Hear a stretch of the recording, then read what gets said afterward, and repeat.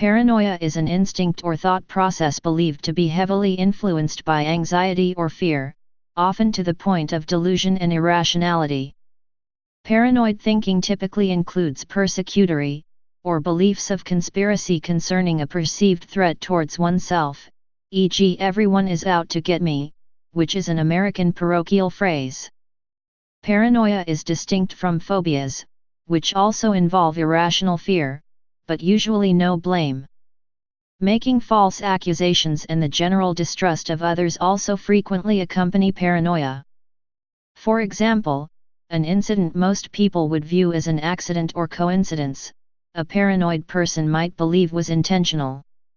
Paranoia is a central symptom of psychosis. It is also a matter of personal tolerance for the individual that might be in conflict with psychiatric diagnoses. Signs and symptoms. A popular symptom of paranoia is the attribution bias. These individuals typically have a biased perception of reality, often exhibiting more hostile beliefs. A paranoid person may view someone else's accidental behavior as though it is with intent or threatening.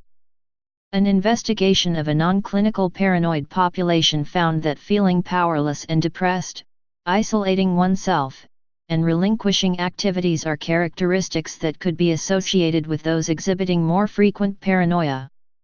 Some scientists have created different subtypes for the various symptoms of paranoia, including erotic, persecutory, litigious, and exalted. Due to the suspicious and troublesome personality traits of paranoia, it is unlikely that someone with paranoia will thrive in interpersonal relationships. Most commonly, paranoid individuals tend to be of a single status. According to some research, there is a hierarchy for paranoia. The least common types of paranoia at the very top of the hierarchy would be those involving more serious threats. Social anxiety is at the bottom of this hierarchy as the most frequently exhibited level of paranoia. Causes: social and environmental. Social circumstances appear to be highly influential on paranoid beliefs. Based on data collected by means of a mental health survey distributed to residents of Ciudad Juárez, Chihuahua, in Mexico, and El Paso, Texas, in the United States, paranoid beliefs seem to be associated with feelings of powerlessness and victimization, enhanced by social situations. Potential causes of these effects included a sense of believing in external control, and mistrust, which can be strengthened by lower socioeconomic status. Those living in a lower socioeconomic status may feel less in control of their own lives. In addition, this study explains that females have the tendency to believe in external control at a higher rate than males, potentially making females more susceptible to mistrust and the effects of socioeconomic status on paranoia. Emmanuel Messenger reports that surveys have revealed that those exhibiting paranoia can evolve from parental relationships and distrustworthy environments. These environments could include being very disciplinary, stringent, and unstable. It was even noted that, indulging and pampering, thereby impressing the child that he is something special and warrants special privileges, can be contributing backgrounds. Experiences likely to enhance or manifest the symptoms of paranoia include increased rates of disappointment, stress, and a hopeless state of mind. Discrimination has also been reported as a potential predictor of paranoid delusions. Such reports that paranoia seemed to appear more in older patients who had experienced higher levels of discrimination throughout their lives. In addition to this, it has been noted that immigrants are quite susceptible to forms of psychosis. This could be due to the aforementioned effects of discriminatory events and humiliation. Psychological. While many more mood-based symptoms, grandiosity, and guilt, may underlie functional paranoia.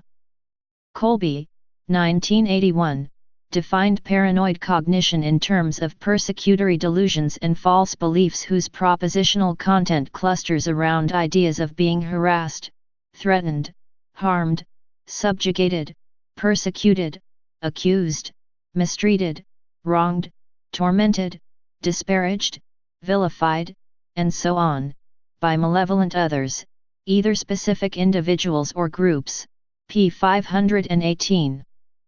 3 components of paranoid cognition have been identified by Robbins and Post.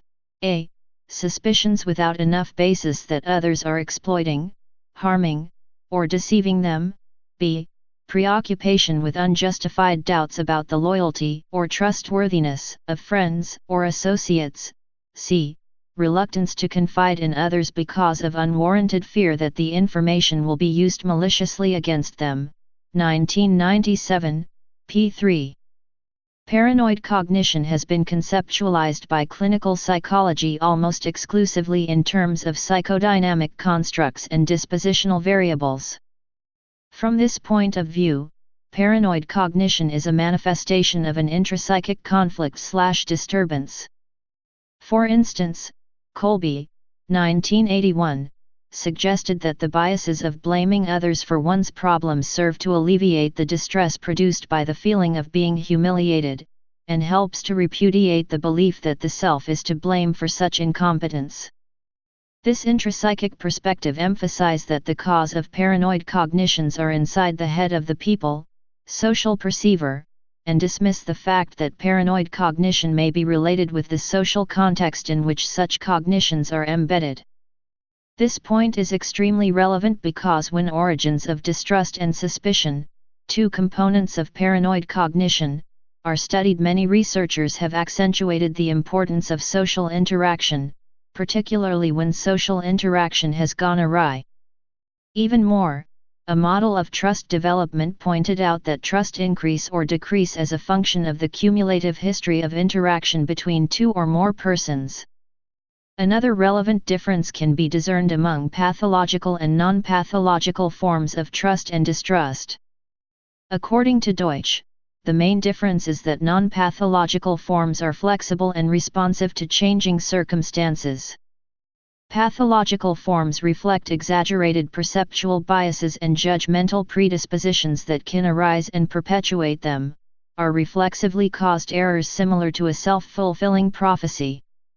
It has been suggested that a hierarchy of paranoia exists, extending from mild social evaluative concerns, through ideas of social reference, to persecutory beliefs concerning mild, moderate, and severe threat. Physical. A paranoid reaction may be caused from a decline in brain circulation as a result of high blood pressure or hardening of the arterial walls. Drug-induced paranoia, associated with amphetamines, methamphetamine, and similar stimulants, has much in common with schizophrenic paranoia. The relationship has been under investigation since 2012. Drug-induced paranoia has a better prognosis than schizophrenic paranoia once the drug has been removed. For further information, see stimulant psychosis and substance-induced psychosis. Based on data obtained by the Dutch Nemesis project in 2005, there was an association between impaired hearing and the onset of symptoms of psychosis, which was based on a 5-year follow-up. Some older studies have actually declared that a state of paranoia can be produced in patients that were under a hypnotic state of deafness. This idea, however, generated much skepticism during its time. Mechanisms. Abnormal reasoning. Many researchers believe that individuals with paranoia have some sort of cognitive deficit or impairment in reasoning ability or lack social credibility. Studies have shown that there may not be a direct relationship between the impairments and psychotic delusions, but they rather affect other areas of an individual's life, such as social circumstances can be important factors about delusions. Other researchers have shown that cognitive abilities may be altered, such as when cameras or recordings are involved. This phenomenon appears to be a common theme among those exhibiting psychotic delusions. An investigation involving 100 delusional patients did indeed reveal that these individuals may have a tendency to jump to conclusions rather than look for other potential information. Anomalous perceptual experiences. A very prominent example of this theory is the Capgras delusion or syndrome, named after the psychiatrist Joseph Capgras. This involves an individual perceiving that a certain important person within their life has been taken over by an impersonator. Ellis and Young, 1990, report that the Capgras delusion may be a result of an impaired ability of recognition such as brain damage. Those suffering from the Capgras syndrome tend to have more suspicious personalities and have unusual visualizations about the world and surrounding environments. Hyperacute attention is said to be more common in those with paranoia by being able to attend to unfavorable emotions at a higher level. It is also likely that because paranoid personalities focus on threatening events and believe that most intentions are against them, they will be more inclined to recognize these behaviors more frequently. Motivational factors. The attribution model has been well talked about regarding paranoid or delusional individuals.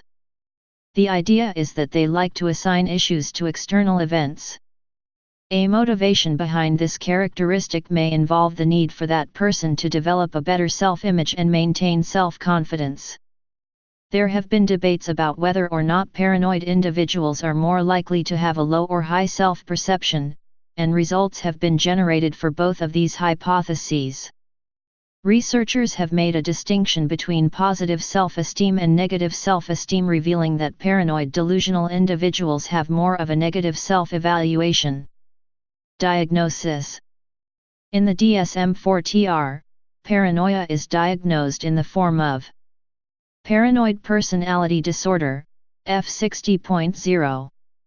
Paranoid schizophrenia, a subtype of schizophrenia, F20.0. The persecutory type of delusional disorder, which is also called querulous paranoia when the focus is to remedy some injustice by legal action, F22.8.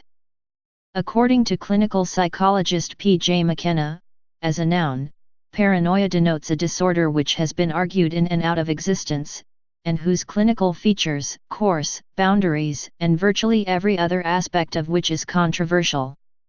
Employed as an adjective, paranoid has become attached to a diverse set of presentations, from paranoid schizophrenia, through paranoid depression, to paranoid personality, not to mention a motley collection of paranoid psychoses, reactions, and states, and this is to restrict discussion to functional disorders. Even when abbreviated down to the prefix para, the term crops up, causing trouble as the contentious but stubbornly persistent concept of paraphrenia. At least 50% of the diagnosed cases of schizophrenia experience delusions of reference and delusions of persecution. Paranoia perceptions and behavior may be part of many mental illnesses, such as depression and dementia, but they are more prevalent in three mental disorders: paranoid schizophrenia, delusional disorder, persecutory type, and paranoid personality disorder. History. The word paranoia comes from the Greek pi alpha rho nu omicron iota alpha, paranoia, madness, and that from pi alpha rho, para, beside, by, and nu omicron, noos, mind. The term was used to describe a mental illness in which a delusional belief is the sole or most prominent feature. In this definition, the belief does not have to be persecutory to be classified as paranoid, so any number of delusional beliefs can be classified as paranoia. For example, a person who has the sole delusional belief that he is an important religious figure would be classified by Kraepelin as having pure paranoia. According to Michael Phelan, Padraig Wright, and Julian Stern, 2000, paranoia and paraphrenia are debated entities that were detached from dementia praecox by Kraepelin, who explained paranoia as a continuous systematized delusion arising much later in life with no presence of either hallucinations or a deteriorating course, paraphrenia as an identical syndrome to paranoia but with hallucinations. Even at the present time, a delusion need not be suspicious or fearful to be classified as paranoid. A person might be diagnosed with paranoid schizophrenia without delusions of persecution, simply because their delusions refer mainly to themselves. Relations to violence. It has generally been agreed upon that individuals with paranoid delusions will have the tendency to take action based on their beliefs. More research is needed on the particular types of actions that are pursued based on paranoid delusions. Some researchers have made attempts to distinguish the different variations of actions brought on as a result of delusions.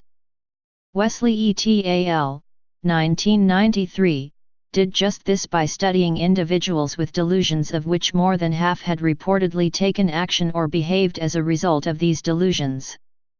However, the overall actions were not of a violent nature in most of the informants.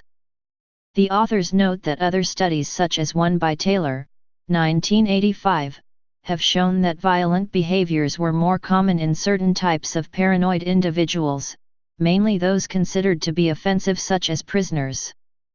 Other researchers have found associations between childhood abusive behaviors and the appearance of violent behaviors in psychotic individuals. This could be a result of their inability to cope with aggression as well as other people, especially when constantly attending to potential threats in their environment. The attention to threat itself has been proposed as one of the major contributors of violent actions in paranoid people, although there has been much deliberation about this as well. Other studies have shown that there may only be certain types of delusions that promote any violent behaviors. Persecutory delusions seem to be one of these. Having resentful emotions towards others and the inability to be able to understand what other people are feeling seem to have an association with violence in paranoid individuals. This was based on a study of paranoid schizophrenics, one of the common mental disorders that exhibit paranoid symptoms, theory of mind capabilities in relation to empathy. The results of this study revealed specifically that although the violent patients were more successful at the higher level theory of mind tasks, they were not as good at being able to interpret others' emotions or claims. Paranoid social cognition. Social psychological research has proposed a mild form of paranoid cognition, paranoid social cognition, that has its origins in social determinants more than intrapsychic conflict. This perspective states that in milder forms, paranoid cognitions may be very common among normal individuals.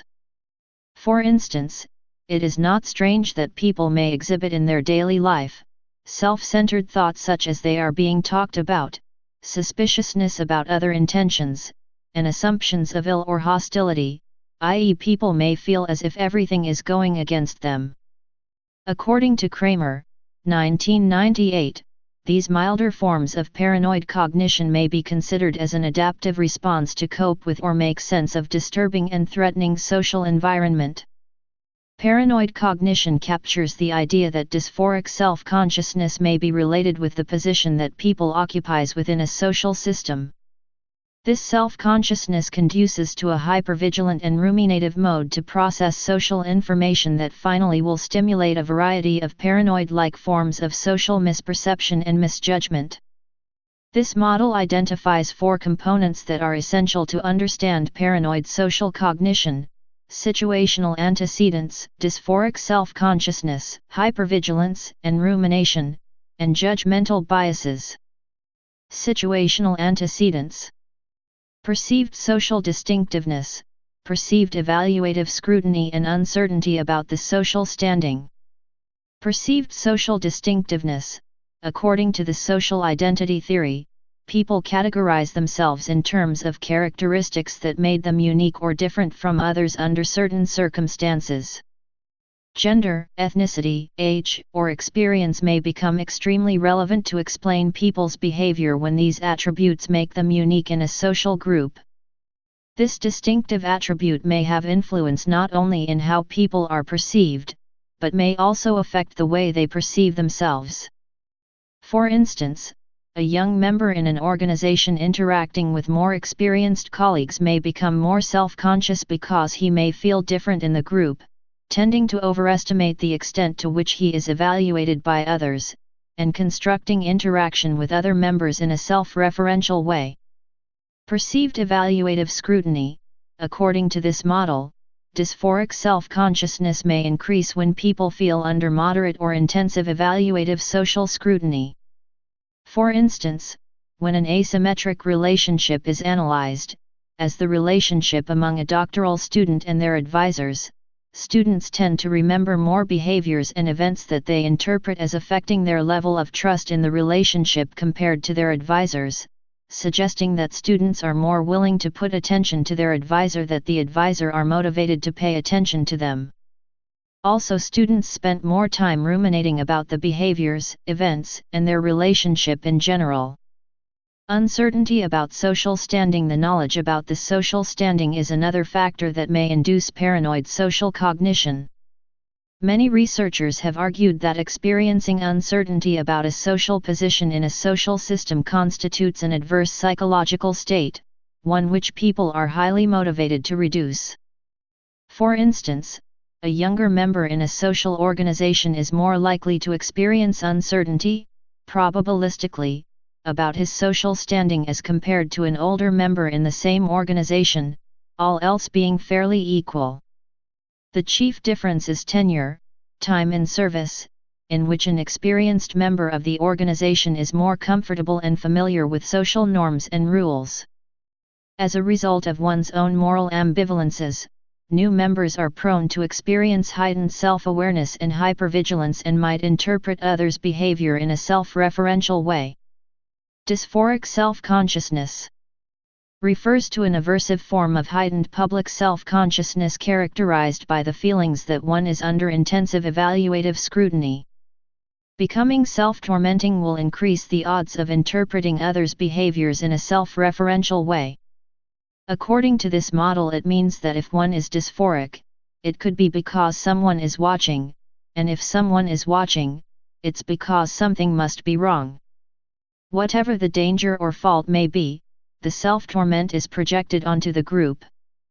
Hyper-vigilance and rumination. Self-consciousness was characterized as an aversive psychological state. According to this model, people experiencing self-consciousness will be highly motivated to reduce it, trying to make sense of what they are experiencing.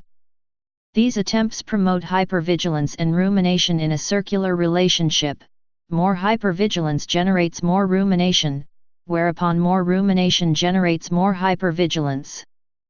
Hypervigilance can be thought of as a way to appraise threatening social information, but in contrast to adaptive vigilance, hypervigilance will produce elevated levels of arousal, fear, anxiety, and threat perception. Rumination is another possible response to threatening social information.